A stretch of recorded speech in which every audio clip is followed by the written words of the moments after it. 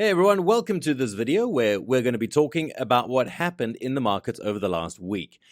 Before we start though, I invite you to subscribe to our channel and click on the notification bell to stay updated on the release of all our new content. And hey, also please remember to leave us a like to this video if, of course, you liked it, which hopefully you will. Hi, we are the Unger Academy, and we teach traders how to make money in the markets. Our founder, Andrea Unger, had been struggling with trading for years until he developed his automated trading method, which he used to become the only 4-time world trading champion. Subscribe to our channel for free tips and tricks. Okay, so as always, we'll start with an analysis of the most important trends of the week. We can see that the main stock indexes performed as well this week as they did last week. Indeed, the mini S&P and the mini Nasdaq futures rose in the last 5 days, so in the last 5 sessions, by about 4%. This recovery, however, was also the result of the FOMC's intervention, which decided to raise interest rates by 75 basis points, so by 0.75%. We can see that the indexes in Europe also performed well. Even the DAX performed well, albeit weaker than the US indexes. The same applies to the Euro stocks. The bond futures also continue to recover. In particular, we're talking about the US 30 and 10-year bonds. And the German Bund futures showed even more positive results. As for the energy futures, very positive performances for heating oil and crude oil. These two underlying assets rose by around 7% in the last week, while natural gas seems to have reached a standstill. And we'll have to wait and see if this is just a pause in its extremely positive and volatile 2022 trend, or if there will be a return to lower, more moderate prices. As far as metals are concerned, copper performed extremely well during the week. And here too, we need to understand whether this was a turning point, a bottom, or whether it was simply a temporary adjustment in this recent downtrend. Silver performed even better by over 8.3%. In just a few sessions, silver had extremely positive returns, and here too we need to understand whether this bottom was indeed only a small adjustment or whether it was a reversal point.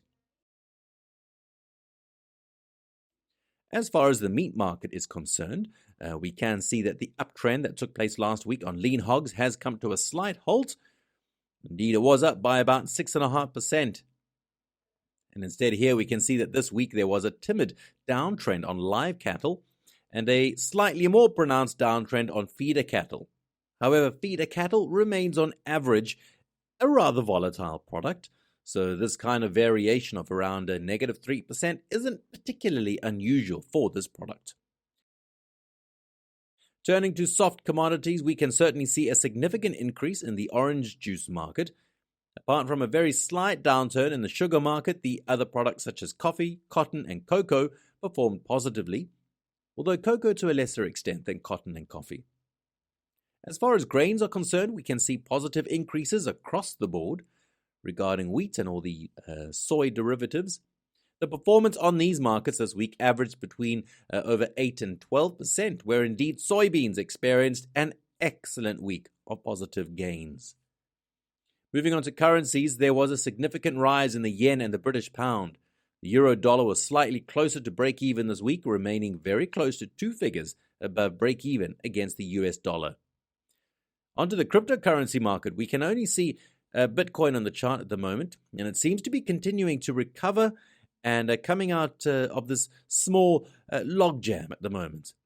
Interestingly, the uptrend continued this week as well, with a good performance of around 6.6%, which is still positive for the month. Indeed, it's recovered 28.6% for the month.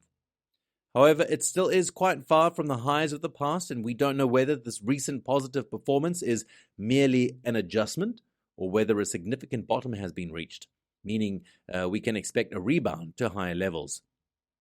Now, if we look at the structure of volatility, we can see that it continues to be decreasing somewhat across all maturities, and the VIX index continued to fall.